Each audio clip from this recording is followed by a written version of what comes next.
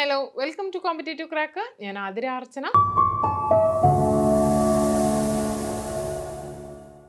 അപ്പോൾ നമ്മളുടെ cooperative service examination ബോർഡിൻ്റെ ജൂനിയർ ക്ലർക്ക് കാഷ്യർ പരീക്ഷയുടെ പുതുക്കിയ സിലബസ് നിങ്ങൾ ശ്രദ്ധിച്ചിട്ടുണ്ടായിരിക്കും.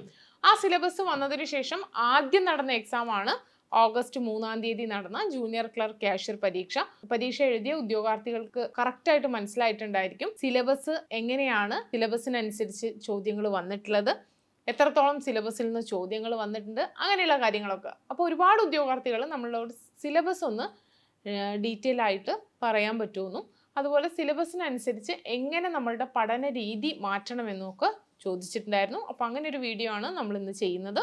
അപ്പോൾ നമുക്കറിയാം, മുന്നേ CSEB ജൂനിയർ ക്ലർക്ക് കാഷ്യർ പരീക്ഷ നടന്നത് 160 ചോദ്യങ്ങളായിട്ട് 80 മാർക്കിനായിരുന്നു. അതായത് അര മാർക്ക് വീതമുള്ള 160 ചോദ്യങ്ങളായിരുന്നു ഉണ്ടായിരുന്നത് 80 മാർക്കിന്. അപ്പോൾ നമ്മളുടെ സിലബസും CSEB കറക്റ്റായിട്ടൊന്നും സ്പെസിഫൈ ചെയ്തിട്ടുണ്ടായിരുന്നില്ല. സബ്ജക്റ്റ് മാത്രമേ പറഞ്ഞിട്ടുണ്ടായിരുന്നുള്ളൂ. പക്ഷെ എന്താണ്, പ്രീവിയസ് ആയിട്ടുള്ള ഒരു എക്സ്പീരിയൻസ് കൊണ്ടും അതുപോലെ തന്നെ പ്രീവിയസ് ക്വസ്റ്റ്യൻ പേപ്പേഴ്സൊക്കെ അനലൈസ് ചെയ്തുകൊണ്ടും കുറേ ഉദ്യോഗാർത്ഥികൾ അതൊക്കെ വെച്ച് ആണ് പഠിച്ചിട്ടുണ്ടായിരുന്നത്.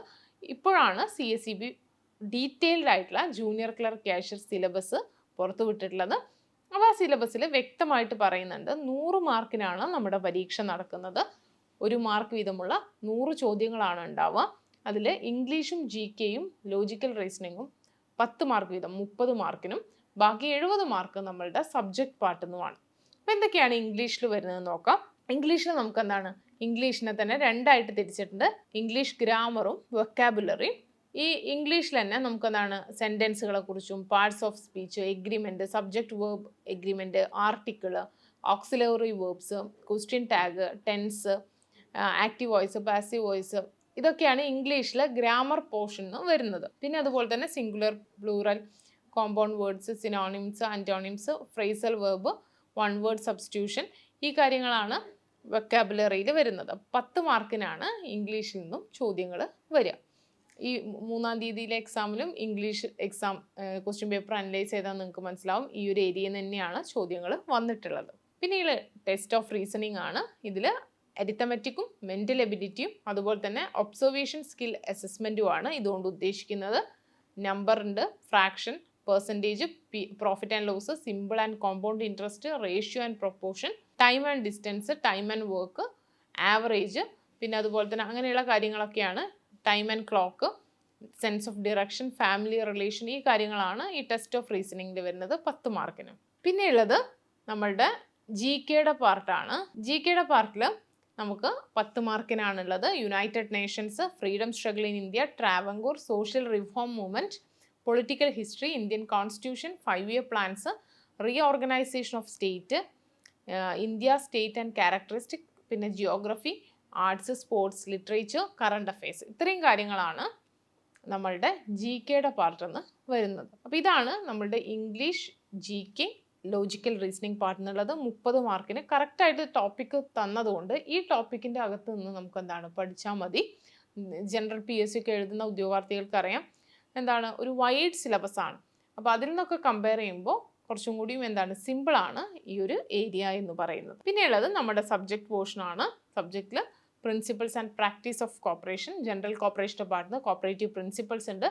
ഫോറിൻ കോപ്പറേഷൻ പഠിക്കാനുണ്ട്. ഫോറിൻ കോപ്പറേഷനിൽ മുന്നേ ഒക്കെ ഒരുപാട് കൺട്രീസിനെ കുറിച്ച് പഠിക്കാണ്ടായിരുന്നു. ഇപ്പോൾ നമുക്ക് ഇമ്പോർട്ടൻ്റ് ആയിട്ടുള്ള ഇംഗ്ലണ്ട്, ജർമ്മനി, ഡെൻമാർക്ക്, ഈ 3 രാജ്യങ്ങളെക്കുറിച്ച് പഠിച്ചാൽ മതി. പിന്നെ കമ്മിറ്റീസ്, ഒരുപാട് കമ്മിറ്റീസ്, 10-50ഓളം കമ്മിറ്റീസ് നമ്മൾ സഹകരണവുമായിട്ട് ബന്ധപ്പെട്ടിട്ടുണ്ട്. പക്ഷെ അതിൽ തന്നെ all India rural credit survey committee, VL Mehta committee, credit review committee, CRAFICARD committee, agriculture and credit review committee, ഇത്രയും കാര്യങ്ങൾ പഠിച്ചാൽ മതി. പിന്നെ NCDC, NHB, NDDB, നബാർഡ്, പിന്നെ അതുപോലെ cooperative education and training, constitution and functions of PSCS, Kisan credit card, primary card bank. ഇത് actually പറയുന്നത് നമ്മളുടെ റൂൾ 15 പ്രകാരമുള്ള 13 ടൈപ്പ് സൊസൈറ്റികളില്ലേ, അതിനെക്കുറിച്ചാണ് പറയുന്നത്. Non agriculture credit society, marketing and processing society, അതുപോലെ തന്നെ consumer society, ആപ്കോസ്, industrial society, SC/ST federation, ഇത്രയും കാര്യങ്ങളാണ് ആ ഒരു ഏരിയ എന്നുള്ളത്. പിന്നെ പുതുതായിട്ട് നിങ്ങൾക്ക് വലിയ ഫെമിലിയർ അല്ലാത്ത ഏരിയ എന്ന് പറയുന്നത് റിസ്ക് ഫണ്ട് സ്കീമാണ്. ഈ പ്രാവശ്യം കോപ്പറേറ്റീവ് ഓംബുഡ്സ്മാനെ കുറിച്ച് ചോദ്യം വന്നിട്ടുണ്ട്.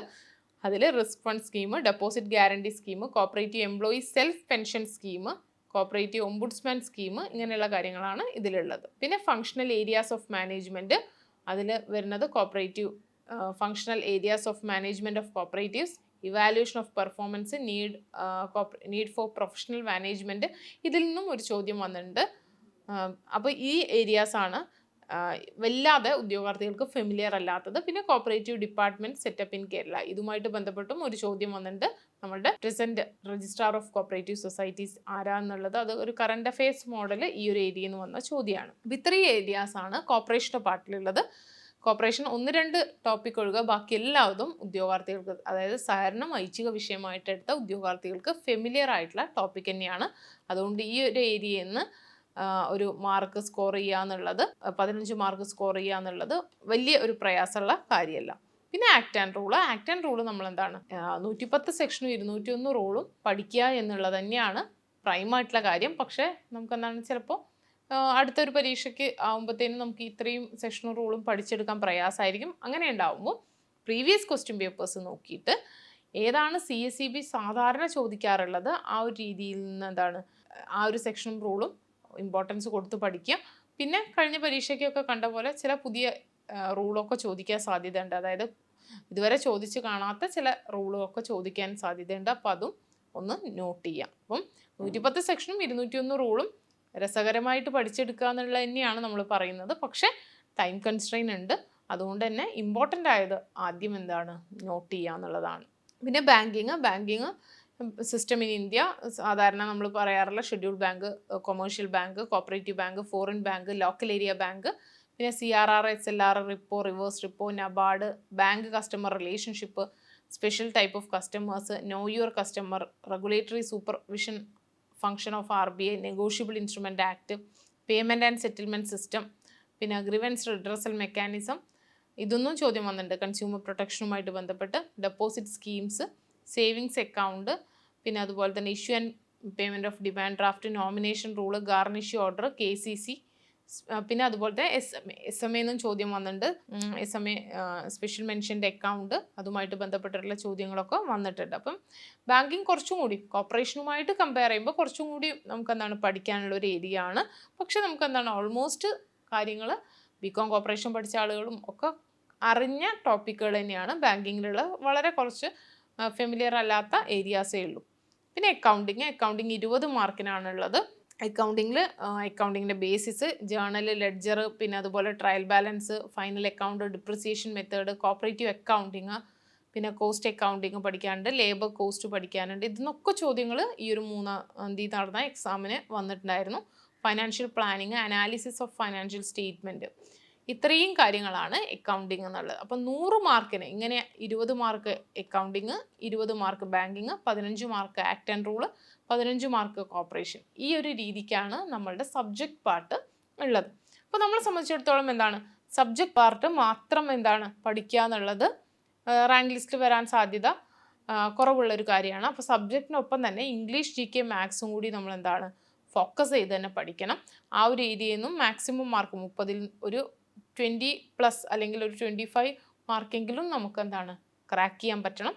എന്നാൽ നമുക്ക് എന്താണ് കുഴപ്പമില്ലാത്ത രീതിയിൽ ഈ ഒരു പാർട്ടിൽ സബ്ജക്റ്റ് പാർട്ടിലും കൂടി ഫോക്കസ് ചെയ്യാം.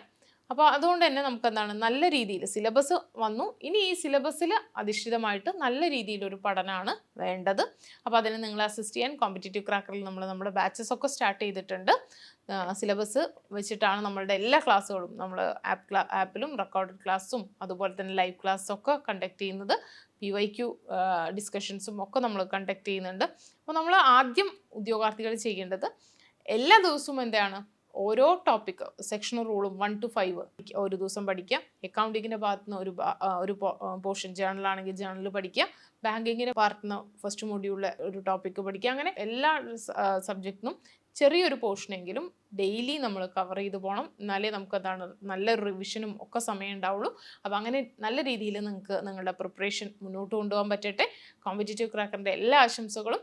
അതോടൊപ്പം തന്നെ അടുത്ത നമുക്ക് CSEB എക്സാം CCയോടൊപ്പം ക്രാക്ക് ചെയ്യാം. Thank you.